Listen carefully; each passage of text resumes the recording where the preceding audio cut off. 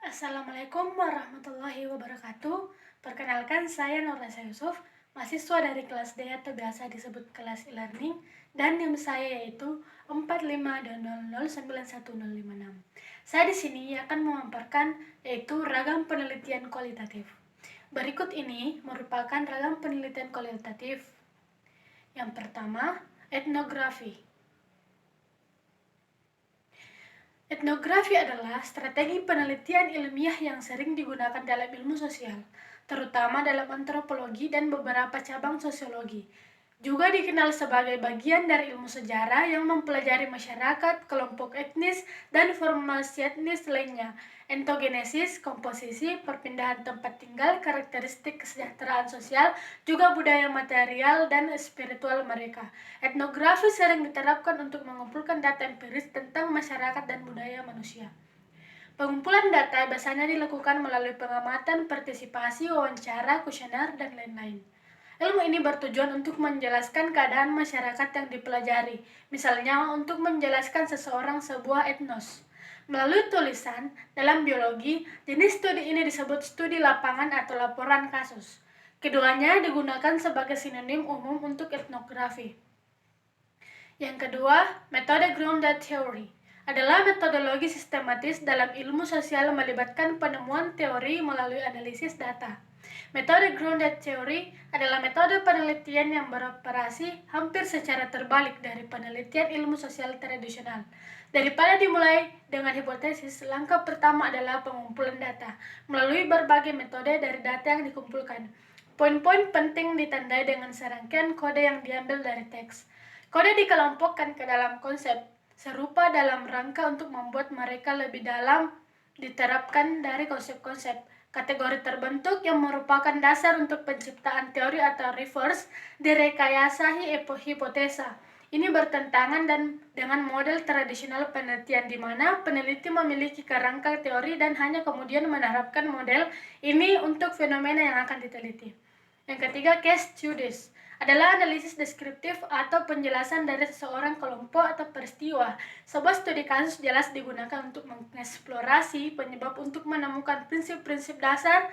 Menurut Bogdan dan Biken, studi kasus merupakan pengujian secara rinci terhadap satu latar atau satu orang, subjek atau satu tempat penyimpanan dokumen, atau satu peristiwa tertentu. Menurut Rahman, membatasi pendekatan studi kasus sebagai suatu pendekatan dengan memusatkan perhatian pada suatu kasus secara intensif dan rinci. Sementara Yin memberikan batasan yang lebih bersifat teknis dengan penekanan pada ciri-cirinya. Eric Jacobs and Recipients menjelaskan bahwa dalam studi kasus hendaknya peneliti berusaha menguji unit atau individu secara mendalam. Para peneliti berusaha menemukan semua variabel yang penting. Berdasarkan batasan tersebut dapat dipahami bahwa batasan studi kasus meliputi 1. Sasaran penelitian dapat berupa manusia, peristiwa, latar, dan dokumen. Yang kedua, sasaran-sasaran tersebut ditelaah secara mendalam sebagai suatu totalitas sesuai dengan latar atau konteksnya. Masing-masing dengan maksud untuk memahami berbagai kaitan yang ada di antara variabel-variabelnya. Yang keempat, phenomenological research menggambarkan realitas subjektif dari suatu peristiwa seperti yang dirasakan oleh populasi penelitian. Itu adalah studi tentang fenomena. Fenomenologi berasal dari bahasa Yunani painomai yang berarti menampak. Dari fenomena merujuk pada yang menampak. Istilah fenomenologi diperkenalkan oleh Johann Heinrich Lambert. Meskipun pelopor fenomenologi adalah Husserl, namun dalam buku ini lebih banyak mengupas ide-ide Descartes yang tetap berdasar pada pemikiran sang pelopor, Husserl. Terdapat dua alasan utama mengapa Descartes dijadikan sentra dalam metodologi penelitian kualitatif menggunakan studi fenomenologi ini. Pertama, karena melalui Descartes pemikiran Husserl yang dirasakan abstrak dapat dijelaskan dengan lebih gamblang dan mudah dipahami. Kedua, Descartes merupakan orang pertama yang menerapkan fenomenologi dalam penelitian ilmu sosial. Oleh karena itu, buku ini mengupas beberapa pandangan Descartes dan penerapannya dalam sebuah penelitian sosial. Descartes mengawali pemikirannya dengan mengatakan bahwa objek penelitian ilmu sosial pada dasarnya berhubungan dengan interpretasi terhadap realitas. Jadi, sebagai peneliti ilmu sosial, kita pun harus membuat interpretasi terhadap realitas yang diamati orang-orang, saling terikat satu sama lain ketika membuat interpretasi ini. Tugas peneliti sosiallah untuk menjelaskan secara ilmiah proses ini. Dalam melakukan penelitian, peneliti harus menggunakan metode interpretasi yang sama dengan orang yang diamati sehingga peneliti bisa masuk ke dalam dunia interpretasi orang yang dijadikan objek penelitian. Pada praktiknya, peneliti yang mengasumsikan dirinya sebagai orang yang tidak tertarik atau bukan bagian dari dunia orang yang diamati, peneliti hanya terlibat secara kognitif dengan orang yang diamati. Peneliti dapat memilih satu posisi yang dirasakan nyaman oleh subjek penelitiannya. Sehingga, ketika subjek merasa nyaman, maka dirinya dapat menjadi diri sendiri. Ketika yang menjadi diri sendiri, inilah yang menjadi bahan kajian peneliti sosial. Setelah Scott berhasil mengintegrasikan fenomenologi dalam ilmu sosial, para cendekiawan sosial mulai melirik pemikiran fenomenologi yang paling awal, yakni fenomenologi transendental Husserl. Husserl sangat tertarik dengan penemuan makna dan hakikat dari pengalaman.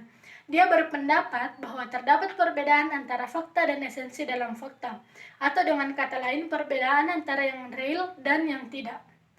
Dan yang kelima, narrative research. Penelitian naratif adalah laporan bersifat narasi yang menceritakan urutan peristiwa secara terperinci. Dalam desain penelitian naratif, peneliti menggambarkan kehidupan individu, mengumpulkan cerita tentang kehidupan orang-orang, dan menulis narasi pengalaman individu. Penelitian naratif biasanya berfokus pada studi satu orang atau individu tunggal, dan bagaimana individu itu memberikan makna terhadap pengalamannya.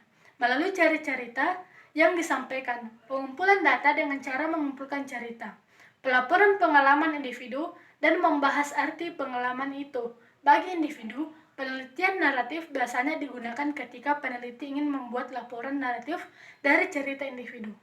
Peneliti membuat ikatan dengan partisipan dengan tujuan supaya peneliti mampu partisipan merasa nyaman. Bagi partisipan, berbagi cerita akan membuatnya merasa ceritanya itu penting dan merasa didengarkan. Penelitian naratif juga digunakan ketika cerita memiliki kronologi peristiwa. Penelitian ini berfokus pada gambar mikroanalitik atau cerita individu daripada gambar yang lebih luas tentang norma kebudayaan seperti dalam etnografi atau teori-teori umum dan abstrak seperti dalam grounded theory. Itulah tadi penjelasan saya. Wabillahi taufiq wal hidayah. Wassalamualaikum warahmatullahi wabarakatuh.